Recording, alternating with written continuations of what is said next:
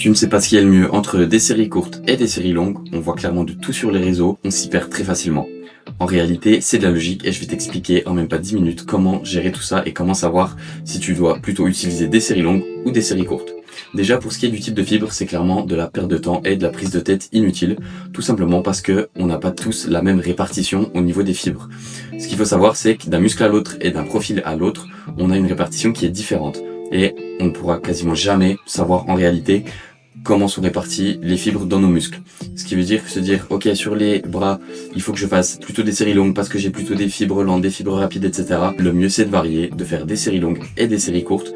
Et de toute façon, nos muscles réagiront bien à un certain type de tension. Mais il y a quand même des choses auxquelles il faut faire attention, ce n'est jamais du hasard. Certes, il y a beaucoup de ça dépend, comme dans tous les domaines en musculation, que ce soit au niveau du volume, du temps de repos, du choix des exercices. Souvent, ça va dépendre des profils. Mais en musculation, et pour ce qui est du nombre de séries, si c'est des séries courtes ou des séries longues, il faut qu'il y ait une stratégie derrière. Ce n'est jamais du hasard. Quand on veut atteindre un objectif, par exemple, comme avec Océane, on a réussi une très belle prise de masse, ou alors Logan qui a parfaitement séché, il y a toujours une stratégie qui est claire et justifiable par rapport à ça. Pour revenir sur le sujet principal des séries courtes versus les séries longues, déjà, il y a un premier point auquel il faut faire attention, ça va être la stabilité. Certes, par exemple, il peut y avoir des exercices en libre qui sont intéressants, mais il faut les planifier intelligemment. Par exemple, faire des séries longues sur du squat, c'est pas une très bonne idée. Pourquoi? Parce que simplement en faisant du squat en libre, donc avec la barre sur le dos, contrairement à un squat à la Smith Machine, sur du hack squat, sur du squat pendule, il va y avoir le gainage qui va venir rentrer en compte. Également un manque de stabilité potentiellement au niveau des jambes. Si on a plus des fémurs longs, des fémurs courts, ça peut être compliqué à bien l'exécuter.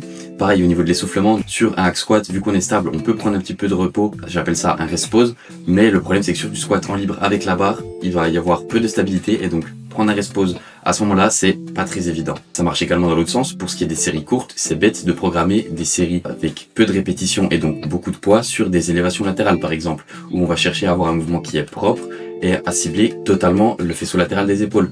Le problème en prenant trop lourd, c'est qu'on va venir fléchir les coudes et donc taper principalement dans les trapèzes et là ça va être juste de l'ego lift, ce sera inutile. Il y a un autre point encore qu'il faut prendre en compte, c'est au niveau de la congestion et de la brûlure.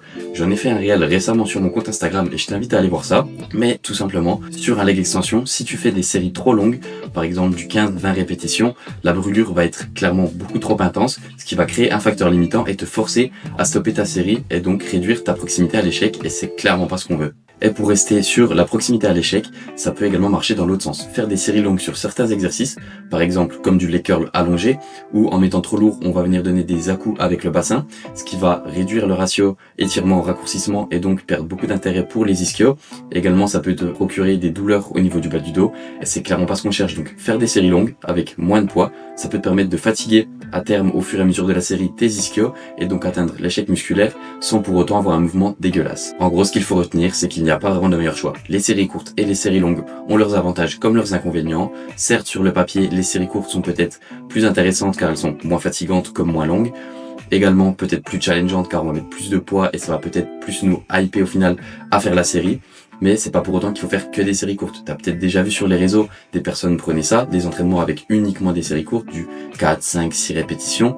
Le problème c'est qu'à terme, déjà tes articulations vont te le faire ressentir. Si tu utilises que des charges lourdes, crois-moi, sur le long terme, c'est clairement pas une très bonne idée. Également, au niveau du stress, utiliser que des charges lourdes, c'est pas forcément une bonne chose, car tu vas appréhender chaque série. Effectivement, il faut appréhender certaines séries pour être sûr de performer au maximum dessus et de tout donner. Mais si chaque série de chacun de tes exercices te procure trop de stress, c'est limite contre-productif au final. Tu vois, le fait de varier déjà, ça va te permettre de travailler chaque type de fibre de chaque groupe musculaire. Comme j'en ai parlé au début de vidéo, on n'est pas vraiment capable de définir exactement notre répartition de fibres musculaires.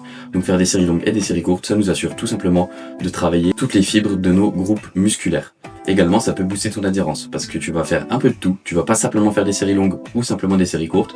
Tu vas varier entre les deux et donc ça va clairement booster ton adhérence qui est, on le sait, le facteur principal en musculation pour durer sur le long terme. Au final, tu vois, ce qu'il faut retenir, c'est qu'il faut vraiment varier. Les séries longues et les séries courtes, c'est simplement un outil qui va te permettre d'atteindre l'échec musculaire.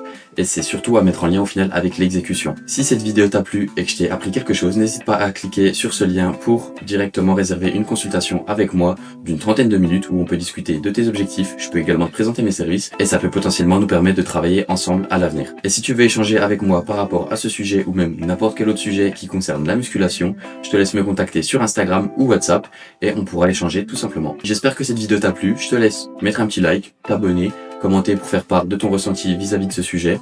Et puis moi je te dis à très vite, ciao!